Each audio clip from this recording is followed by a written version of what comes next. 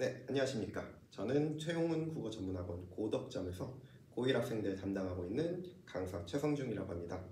자, 이번 시간 영상을 통해서 여러분들 만나는 까닭은 이번에 처음으로 고등학교 1학년에 올라온 친구들 내신 걱정이 참 많을 거예요. 이제 학기 시작하고 나서 고등학교 첫 번째 시험인데 이걸 어떻게 준비해야 될까?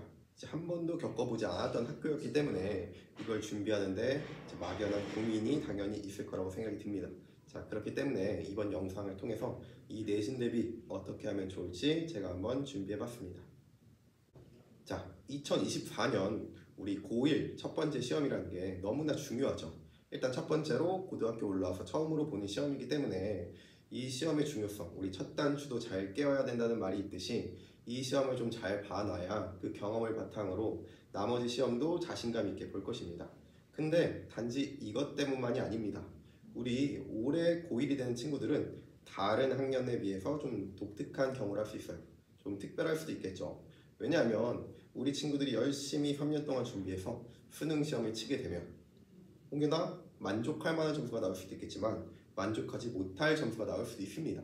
자, 근데 문제는 만족하지 못한 점수가 나왔을 때 그때 재수를 많이 고민을 하게 되시죠. 근데 이 친구들 재수하게 되면 누구랑 경쟁하느냐? 바로 그 1학년 밑에 친구들, 바로 바뀐 수능을 준비한 그 친구들과 경쟁을 하게 됩니다. 2028년도부터 이 수능 제도가 바뀌기 때문에 이 친구들은 처음에 봤던 시험과 그 재수 때 봤던 시험이 조금 달라질 수밖에 없어요. 국어와 수학 모두 조금씩 바뀌게 되죠. 심지어 탐구는 너무 많이 바뀌게 돼요. 그렇기 때문에 지금 이 친구들 차근차근 내신 준비를 해서 고등학교 3학년 때 수시로 입학하는 게 가장 대입에 유리하다고 할 수 있습니다.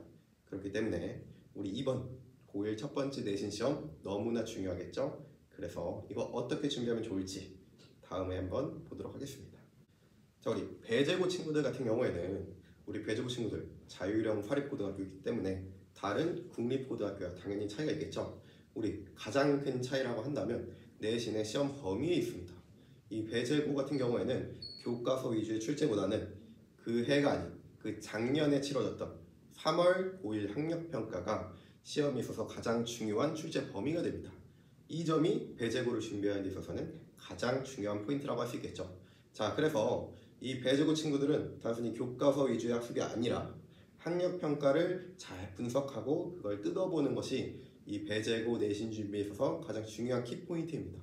또 하나 다른 점이 있다면 배재고는 다른 학교랑 다르게 문법이 시험에서 차지하는 비중이 상당히 큽니다. 이 문법 같은 경우에 친구들이 국어 영역을 공부하는 데 있어서 가장 어려워하는 분야잖아요. 근데 이 어려워하는 분야가 바로 시험에서 가장 큰 비중을 차지한다는 거, 그만큼 내신 시험이 결코 쉽지 않다. 이게 배재고에 있어서는 가장 중요한 포인트를 할 수 있겠습니다. 자, 그러면은 우리가 두 가지 포인트를 봤잖아요. 첫 번째, 학력평가 비중이 크다. 이제 두 번째로는 문법의 비중이 크다. 자, 그럼 우리 이렇게 단순하게 말하지 말고 우리 자세한 문제를 하나씩 뜯어보면서 이게 어떻게 차이가 나고 어떻게 적용이 되는지 한번 살펴보도록 하겠습니다. 자, 우리 독서 영역부터 살펴본다면 우리 독서 영역 안 그래도 주제도 다양하고 또 주제에 따른 이 지문의 난이도도 너무나 많고 다양합니다. 자, 근데 문제는 우리 독서 영역에서 많은 친구들이 가장 어려워하는 분야는 바로 과학, 기술 분야죠. 이 이과 친구들인 경우라 하더라도 이게 단순히 수식이 아니라 글로 쓰여져 있을 때 큰 부담감을 느끼기 마련입니다. 다행히도 우리 배재고 3개년 동안의 기출을 봤을 때 그동안 학교에서는 이 학력평가 여러 지문 중에서도 이 사회나 철학 분야, 인문 분야의 지문을 많이 발췌하지 과학기술 분야는 발췌하지 않고 있습니다. 자, 근데 이 인문 분야 결코 쉽지 않습니다. 이 인문 분야 중에서도 당일 시험에서 가장 어려웠던 지문을 발췌해서 지금 다시 출제를 하고 있습니다. 근데 다행인 점은 이 독서 영역이 어려운 게 지문 읽기도 어렵지만 그 문제도 꽤나 어려워서 그게 아이들한테는 큰 부담이 돼요. 근데 다행히도 배재고는 지문을 발췌해 오지만 그 문제를 다시 직접 출제했을 때는 그렇게 어렵게 내고 있지는 않습니다. 한 예를 들어서 이번 배재고 작년 시험이었죠. 작년 고등학교 1학년 중간고사에서 나왔던 16번과 17번 케이스를 보시면 원래 지문에서는 아리스토텔레스, 플라톤뿐만이 아니라 그들의 이론을 또 미학과도 연관시켜서 이 미학을 통해서 작품까지 이해하는 지문으로 출제가 됐습니다. 근데 배제고등학교에서는 아리스토텔레스의 존재론만 이해해도 문제를 풀 수 있도록 굳이 존재론에서 미학으로 이어지지는 않게 문제를 출제했다는 점에서 아이들의 이 학습 부담을 조금 덜어준 출제 스타일이라 할 수 있겠습니다. 자, 근데 우리 비문학, 독서 영역은 이렇게 출제됐지만 문학은 조금 좀 다르게 출제되는 경향이 있어요. 이거 한번 보실게요. 자, 우리 문학 영역에 있어서는 가장 큰 아이들이 이제 많이 걱정하는 부분 중 하나가 단순히 하나의 장르, 하나의 갈래로만 나오는 게 아니라 이 갈래가 여러 개로 좀 뒤섞여서 우리 갈래 복합이라고 하죠. 갈래 복합으로 나왔을 때 아이들의 부담감이 더 큽니다.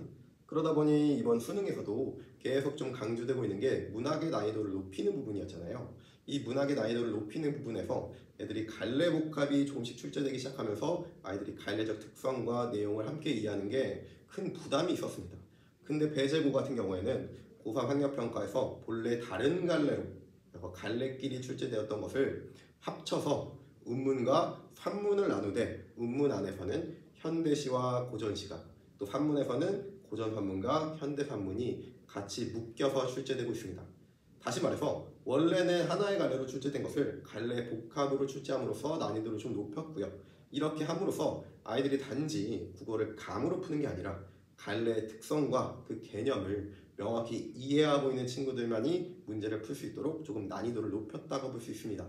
자, 그래서 우리가 이 배제고 이 중간고사를 준비할 때는 단순히 그 작품을 이해하는 걸 떠나서 작품이 포함되어 있는 갈래의 특성을 다른 갈래와 어떻게 공통점이 있고 차이점이 있는지를 체계적으로 공부하는 것이 가장 중요하다. 이게 되게 중요한 포인트라고 할 수 있겠습니다. 자, 우리 배제고 시험에서 가장 중요한 거 바로 문법이죠. 이 문법 같은 경우에서는 일단 배제고에서 선택형 문제와 이 단답형 문제가 있었는데 이 단답형 문제의 전부가 바로 이 문법에서 출제가 됐습니다. 이 문법 같은 경우에는 특히나 부분 점수도 주지 않고 맞았으면 맞고 틀렸으면 틀리는 부분으로 출제가 됨으로써 이 문법 단답형이 아이들의 성적을 가르는 가장 중요한 부분이었습니다. 또 심지어 문법 비중이 있어서 이 의문론 파트 그 중에서도 교체에 해당하는 의문론의 이 의문 변동 중 교체에 해당하는 부분에서 상당 부분이 출제가 되는데 그 난이도가 고3에 해당할 정도로 꽤나 높은 난이도로 출제가 됐습니다. 자, 그렇기 때문에 이 문법 공부를 체계적으로 하는 것이 중요한데 그럼 어떻게 좀 대비하면 좋을까? 한번 작년에 나왔던 문제 하나 예시로 보면서 살펴보겠습니다. 자, 우리 2번 문제가 있는데 이 2번 문제 같은 경우에는 기존 수능에서 나오는 문제 스타일하고는 조금 다르게 출제가 됐습니다. 원래 우리 문법 영역을 낼 때는 기존 수능에서는 먼저 맞춤법이라던가 어떤 원리, 이 규범 같은 걸 제시하고 이 규범에 해당하는 사례인지 아닌지를 주로 묻는 문제가 기본적인 문제 유형입니다. 근데 배제고 같은 경우는 이걸 뒤집어서 일단 사례를 먼저 제시를 하고 이 사례에 해당하는 여러 문법 규범들을 제시해서 이것이 각각 대응되는지 안 되는지를 묻고 있습니다. 자, 이렇게 출제될 경우에는 아이들이 단지 이 사례를 보고 끼워 맞추는 게 아니라 사례에 맞는 문법 규범들을 생각해내고 그것이 문제에서 요구하는 내용과 적절한지 않은지를 골라내야 하는 꽤나 어려운 문제에 속했습니다. 더군다나 이 문제의 정답이 되었던 이 비음화 현상에 대한 이 선지에서는 아이들이 대충 단순 암기식으로 가느다란 물방울 이런 식으로 끝소리 규칙을 외우듯이 이 비음화 영역에 이제 영향을 주는 니은이나 미음 이런 것들을 좀 외우게 되면 당연히 이렇게 이응이 섞여 있을 경우에는 당연히 이거 정답 맞지 않은가? 라고 헷갈리기가 쉬운데 이 배제고는 그렇게 단순 암기식으로 원리를 이해하지 않고 단순 암기로 접근하는 아이들을 좀 걸러내기 위해서 이 원리를 명확히 이해하고 어떤 이 의문이 다른 의문의 변동을 가져오는지를 명확히 그 원리를 이해하고 있는 친구들이 맞출 수 있도록 문제를 구성했다는 점에서 매우 독특하다고 할 수 있겠죠. 자, 그렇기 때문에 우리 문법 영역을 준비하는 데 있어서 우리 문법은 암기다 라고 생각하는 친구들이 많은데 단순히 암기하는 것이 중요한 게 아닙니다. 자, 그럼 우리 비문학, 문학, 문법 모두 다 중요한데 이거 어떻게 대비하면 좋을까?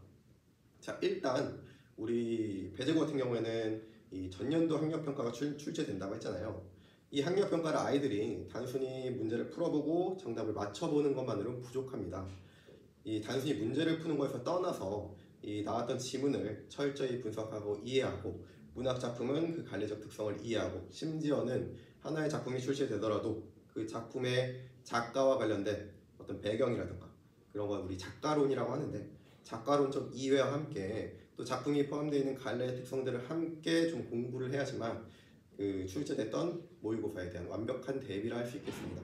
또한 우리가 문법은 단순히 국문학의 영역에 있어서 이 문법을 이해하고 암기하는 것만이 문법을 공부하는 길이라 생각하지만 이 문법이라는 영역이 엄연히 언어학이라고 불리는 영역 안에 속해 있는 만큼 언어학적 지식을 통해서 의문론을 접근해 나가면 의외로 여기서 이 원리가 이해되고 또 이 의문이 왜 이렇게 변하지? 라고 하는 그 인과관계 또한 이해하는데 큰 도움이 되게 됩니다.